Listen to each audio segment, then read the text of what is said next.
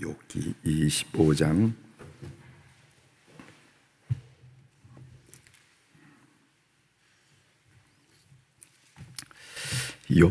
25장 1절부터 6절에 있는 말씀 제가 읽어드리겠습니다.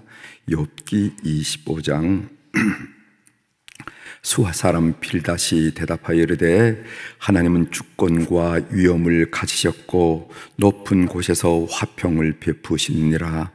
그의 군대를 어찌 계수할 수 있으랴. 그가 비추는 광명을 받지 않은 자가 누구냐.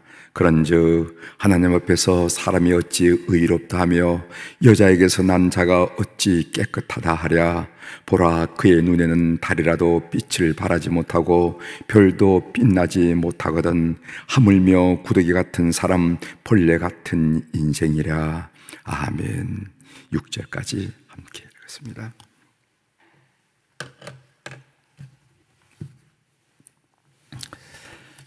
오늘 우리가 읽은 욥기 25장에 있는 말씀을 중심으로 주제를 우리 목사님은 말은 잘 하는데, 이렇게 주제를 좀 잡아봤어요. 우리 목사님은 말을 잘 하는데, 그러면서 말끝을 흐리는 경우가 많이 있죠. 많이 있다기보다는 가끔씩 그렇게 여러분들이 생각할 때가 있으려야 합니다. 이거 주제로 잡았습니다. 본문은 빌닷의 세 번째 말이에요. 이제 욥의 세 친구 엘리바스, 빌닷, 소발, 이렇게 해서 그 세 친구가 한 차례, 두 차례, 세 차례 하고 이제 엘리바스, 빌닷까지 끝나고 소발은 말을 하지 않습니다. 그래서 세 차례 말을 끝나면서 소위 논쟁이 끝나게 되는 것을 우리가 보게 됩니다. 빌닷이 주장한 내용은 뭐냐면은 글자에 나타난 의견상으로 보면은 더 이상 욥에 대한 언급은 없고 하나님과 인간 사이의 확연한 차이, 그 차이에 대해서 오늘 설명하고 있음을 우리가 보게 됩니다. 그 차이가 어떤 차이인지 본문에서 몇 구절을 한번 좀 살펴보려고 합니다. 2절에 보면은 한번 살펴보세요. 2절, 하나님은 주권과 위엄을 가지셨고 높은 곳에서 화평을 베푸시니라. 하나님은 어떤 분이신가? 화평을 베푸시는 분이시다. 하나님은 화평을 베푸시는 분이지만은 그 화평이 욥에게는 임하지 않았어요. 왜냐하면 욥은 악하기 때문이다. 이런 얘기예요. 이 말이 욥에게 얼마나 상처가 되었겠습니까? 하나님은 화평은 저 우주에 저 온 세상에 화평을 베푸는 분이지만은 욥에게는 해당이 없어. 그 이야기는 하지 않았어요. 의견상으로 하지 않았지만은 그 글의 내용을 보면은 너에게는 해당이 없어. 왜 그런지 아니? 너가 악하기 때문이야 하는 그런 얘기입니다. 3절 한번 보겠어요. 그의 군대를 어찌 계수할 수 있으랴. 그가 비추는 광명을 받지 않은 자가 누구냐. 이 말씀도 마찬가지입니다. 하나님은 광명을 비추는 분이시지만은 그 광명이 욥에게는 비추지 않았다는 거예요. 왜냐하면 욥은 악하기 때문에요. 욥은 악하다 하는 말이 거기에 나와 있진 않지만은 일반적인 얘기를 하는 것 같지만은 빌닷의 마음에는 너가 지금 이렇게 어둠 가운데 괴로워하고 있지 않니? 그것은 너가 악하기 때문이야. 하나님은 온 세상에 광명이 되시는 분이시고 광명을 비춘 분이지만은 너에게만은 해당이 되지 않은 것은 너에게 죄가 있기 때문이야. 내가 악하기 때문이야 하는 그 이야기를 함의하고 있음을 우리가 보게 됩니다. 이 말이 욥에게 얼마나 상처가 되었는가 한 얘기죠. 4절 보겠습니다. 그런즉 이 그런즉이라는 것은요, 결론을 이끄는 접수사죠. 그런즉 하나님 앞에서 사람이 어찌 의롭다 하며 여자에게서 난 자가 어찌 깨끗하다 하랴. 이 말이 맞는 말임에도 불구하고 욥에게는 위로를 주는 말이 아니라 욥에게는 악담으로 들려진다는 겁니다. 악담이 되고 말았다는 거죠. 빌닷의 주장은 다 맞는 말임에도 불구하고 왜 욥에게 도움이 되지 못할까? 고난당하는 욥에게 그 말이 위로가 되든지 아니면은 회개를 강력하게 촉구하는, 그래 나는 죄인이야, 그렇지, 내 말을 들어보니 정말 그렇군 하면서 자기 스스로의 가슴을 치는 그런 회개를 하게 하는 그런 일을 이루는 게 아니라 아무런 도움이 되지 못하다는 겁니다. 우리에게도 이런 경우가 있어요. 하는 얘기는 다 많은 얘기인데, 바른 말인데 듣는 사람에게 아무런 도움을 못 줄 때가 있다는 거죠. 그렇다면은 욥에게 도움이 되지 못하는 이유가 무엇일까? 이게 제가 묵상하는 그 주제입니다. 그런 이유에 빌닷의 이야기는 이리 따져봐도 그렇고 저리 따져봐도 옳은 얘기고 바른 얘기고 정확한 얘기임에도 불구하고 그 얘기를 듣는 욥에게선 영향력을 주지 못할까? 아무런 도움이 되지 못할까? 전 두 가지를 생각했습니다. 하나는 같은 입장에 서지 않았기 때문에 도움이 되지 못했다는 겁니다. 여러분, 우리가 이해한다 할 때를 영어를 understand라 한다고 했죠. understanding, understand.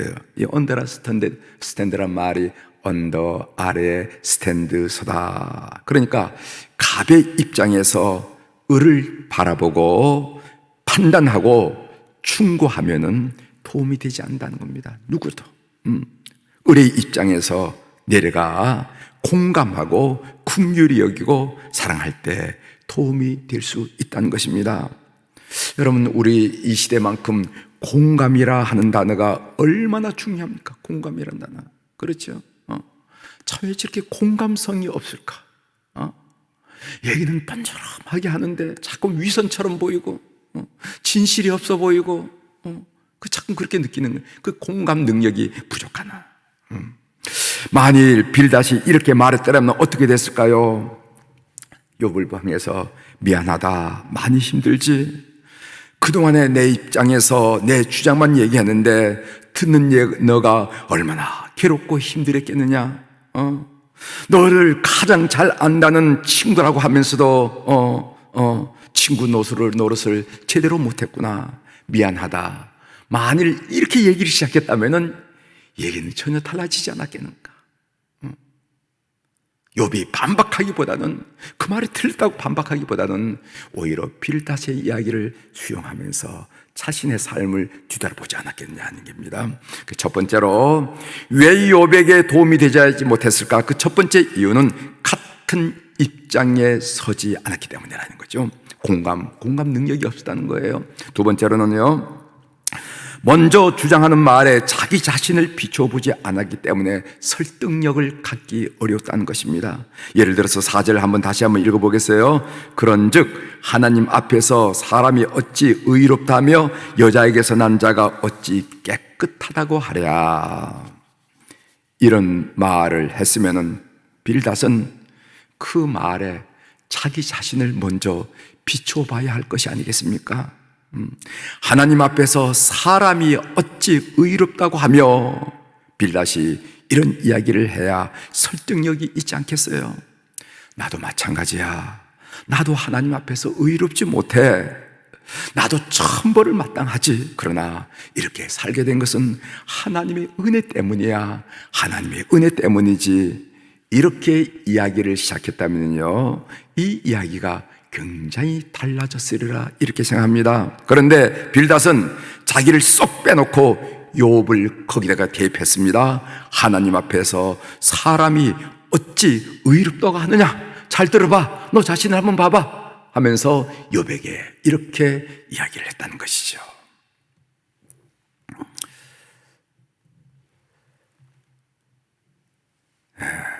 따라서 빌닷의 주장이 욥에게 공허한 소리가 되고 영혼이 없는 그런 말이 되고 말았다는 겁니다. 그러니까 그 말을 하기 전에 먼저 그 말을 자기 삶에 비춰보면서 얘기했다면 그 말의 진성을 느낄 수 있을 텐데, 자기는 쏙 빼놓고 했기 때문에 그 말에, 여러분, 영혼 없는 대화란 말 여러분 아시죠? 영혼이 없는 거예요. 그래서 그 영혼을 튀지 못하는 거예요. 설득력을 갖지 못한다 하는 그런 이야기, 이것이 두 번째 이야기가 이유가 아니겠는가 이렇게 생각합니다.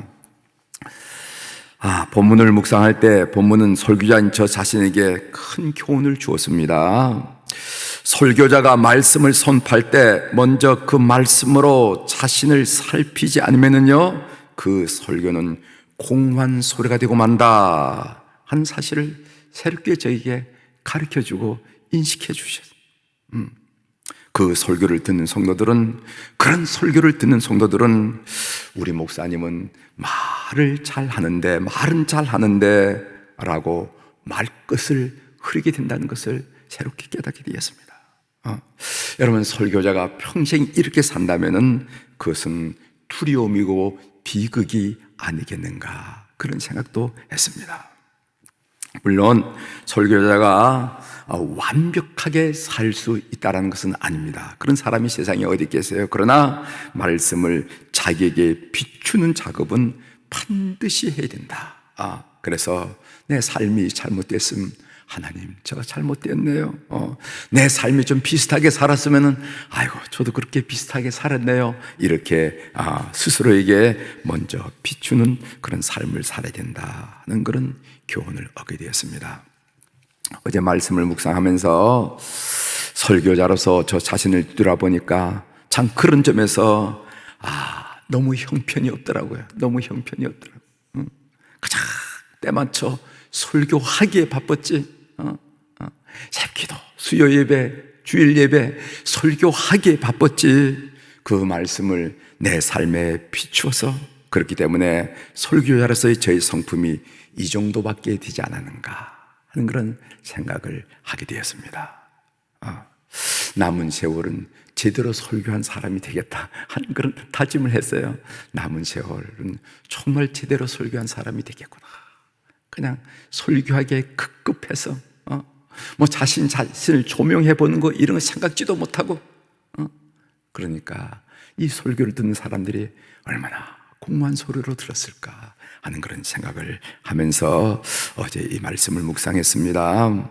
말씀을 가르친 자는 모름지기 먼저 그 말씀을 자신에게 비춰 보아야만 합니다. 그래야 듣는 사람을 설득할 수 있다 하는 이야기를 이 빌닷의 마지막의 이야기를 통해서 교훈으로 봤습니다.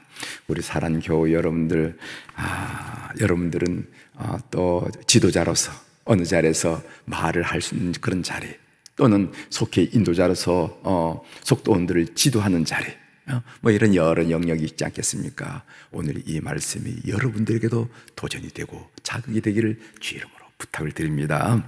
기도하시겠습니다.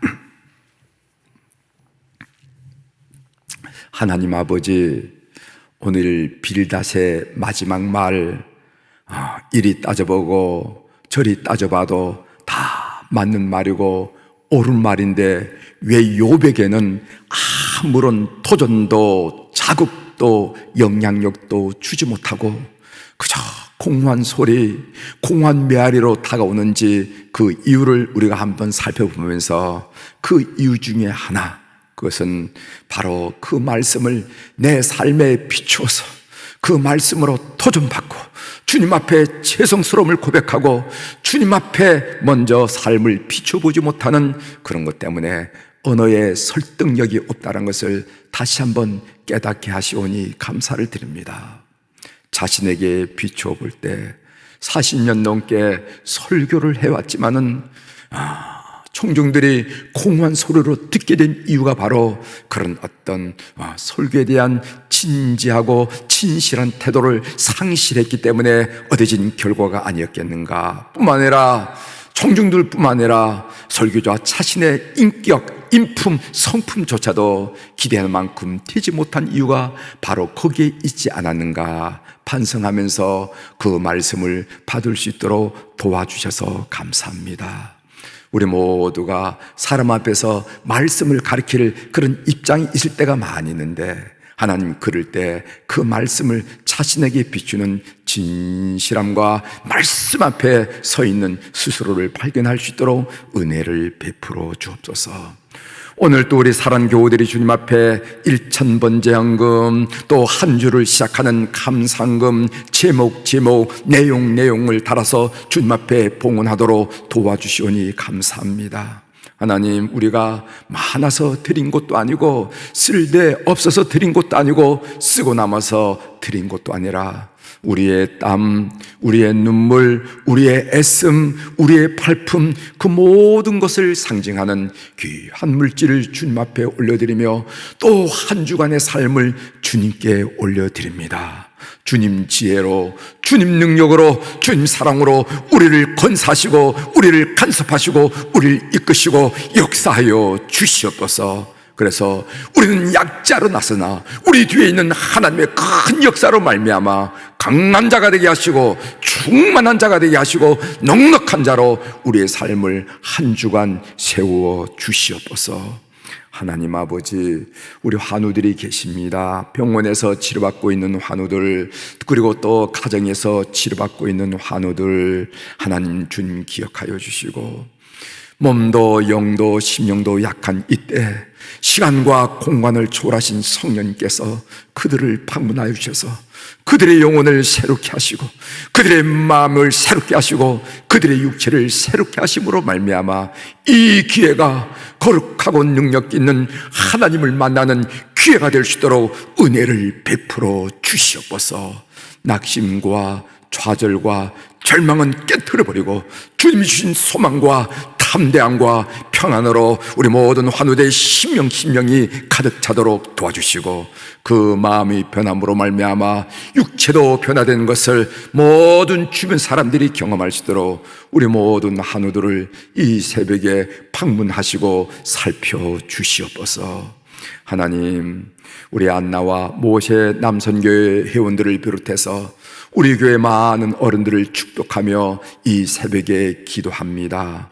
하루의 시간을 봐도 황혼역이 가장 찬란하고 아름다운 것처럼 노노에 접어든 우리 모든 교우들에게도 하나님이 함께 하셔서 시간이 의미 있게 하시고 보람 있게 하시고 감사하게 하시고 특별히 주님 품을 그리고 기대하는 그 놀라운 소망이 가슴에 가득 차게 도와주시고 그리고 믿음의 선물로 열매로 맺혀진 그 자손들이 잘 되는 것을 통해서 하나님의 살아계심을 바라보며 감격하고 하나님께 영광 돌리는 노예의 삶이 되도록 은혜를 베풀어 주옵소서.